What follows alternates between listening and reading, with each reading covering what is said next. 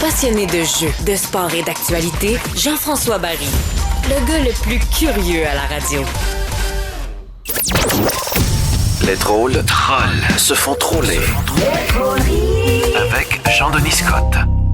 Jean-Denis Scott en ce vendredi résumé de la semaine, mais de façon humoristique, bien sûr. Et Jean-Denis, grosse nouvelle aujourd'hui. On connaît maintenant le premier candidat à la chefferie du Parti libéral du Québec. Oui. Ben oui, écoute, comme on dit dans le domaine, c'est un secret de politicien, là. C'est pas vraiment une surprise, mais c'est donc officiel. Denis Collaire se présente à la chefferie du Parti libéral du Québec. C'est le prochain move logique dans une carrière où il veut être à la tête de trucs visibles, hein. D'abord ministre libéral fédéral. Ensuite, il a été à la tête de Montréal. Ça a l'air qu'il a même pensé briguer la chefferie de Salut Bonjour quand il a su que le poste de Gino était vacant, mais finalement, ce sera peut-être pour une autre fois. Il va peut-être faire sortez-moi d'ici. Ben, est-ce que c'est lui ou c'est la population qui va faire sortir ici? Exactement. On est en terrain glissant, là. On est en terrain glissant avec ce personnage qui laisse personne indifférent, Jean-François. Ben, peut-être que lui, il pense que tout le monde voit ça comme le retour de l'enfant prodigue. Tu sais, je te cache que quand il a lu la manchette de ce matin, retour de la coqueluche au Québec, il pensait peut-être que ça parlait de lui, mais c'est pas la même définition du mot coqueluche dans ce cas-là.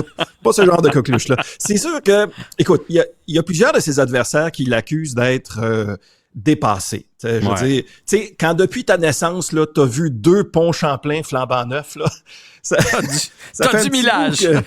T'as du millage, comme c'est ça. Et j'ai entendu aussi un jeune libéral dire que la candidature de Denis Coderre, ça voudra sûrement dire des idées recyclées. Fait qu'après avoir fait le chemin de Compostelle, il prend le chemin du compostage. C'est quand même conséquent comme parcours. C'est conséquent. Conséquent, oui. Il se présente dans Bellechasse. Il admet être un candidat qui est parachuté là. Il a recruté une candidate dans Côte-du-Sud, la femme du général Roméo Dallaire, Marie-Claude Michaud, et c'est la personne parfaite pour appuyer Coderre, dont la candidature ne fait mi-chaud mi-froid à plusieurs personnes. Attends. Dans un discours... Là, il a fait ce pourquoi il est connu, un discours fleuve. Il a parlé très longtemps de tout et de tout.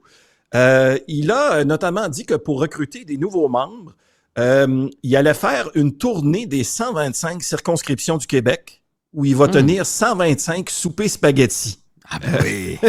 Je pense qu'il va être obligé de faire un autre Compostelle pour se remettre en forme après ça, aller marcher un petit 300 km. Alors, ça va au moins faire pour une course à la chefferie intéressante. On peut au moins dire ça. Non, c'est un personnage qui fait jaser.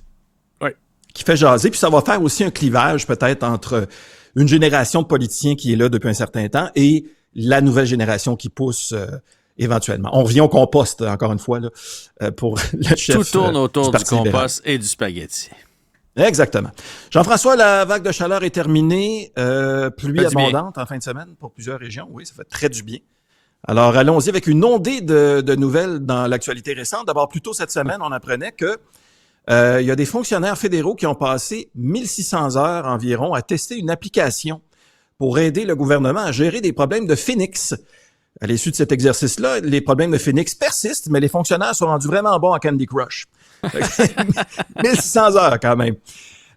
Au sujet maintenant de l'enquête sur l'ingérence étrangère, si on reste à Ottawa, maintenant le travail avance, mais il y a des documents que le gouvernement ne veut pas remettre en invoquant le secret ministériel. C'est un mécanisme, évidemment, de plus en plus utilisé. Par exemple, dans l'affaire Stormy Daniels, Donald Trump avait invoqué le secret ministériel. Ça, c'est autre chose pour cacher des trucs. Oui, ça coûte plus cher. C'est 130 000 dans ce cas-là. Nouvelle inusité maintenant, il y a un homme de 73 ans qui a survécu 5 jours dans la nature aux États-Unis après un accident de canot. Il a expliqué avoir tenu le coup en mangeant de la neige fondue et des petites chenilles qui commençaient à pousser en dessous de certaines écorces. Miam, miam. Et oui, yam, bon appétit tout le monde. Quand les journalistes lui ont demandé comment il se sentait à l'aube de revenir en société, l'homme a répondu qu'il avait des papillons dans l'estomac. C'est quand même aussi conséquent. Maintenant, il y a une opération contre le vol à l'étalage qui a permis la saisie de $1 demi-million de vêtements et accessoires. On est de retour ici. C'était destiné à la revente dans le Grand Montréal. Cela étant dit, On est en 2024. Alors, le butin d'une valeur de 500 000 qu'on a 4 chandails, 2 Bermudas et une paire de souliers. C'est pas aussi impressionnant que c'était des marques griffées.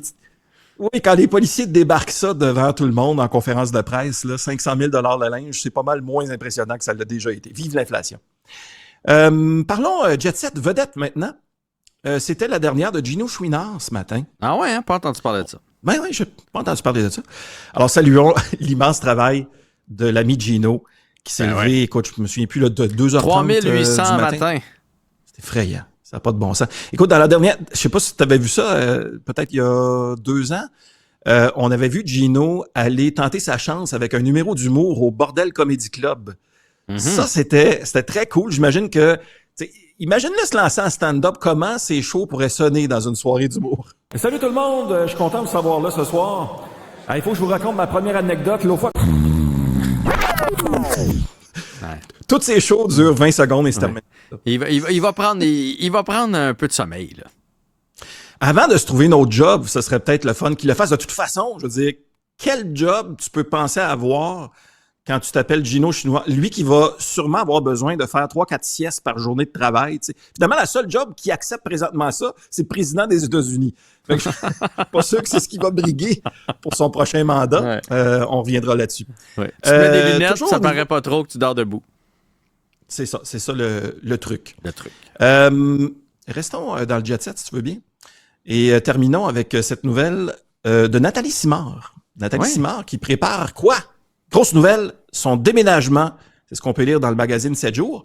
La chanteuse qui a révélé qu'elle a décidé quitter la métropole, quitter Montréal, pour aller s'installer en Mauricie, plus précisément à Shawinigan. Le conseil de ville était tellement heureux de son arrivée qu'il a adopté une motion à la dernière réunion du conseil municipal. Eh bien, le conseil adopte à l'unanimité cette nouvelle résolution qui veut qu'on renomme Shawinigan le village de Nathalie. Avec des boîtes aux lettres qui parlent. Ça va être formidable. Ça, c'était le fun. La loi, c'est la loi. La loi, c'est la loi. Gros bon sang. Hey, hey, hey! Salut, Chantony. Salut, bon grand week-end.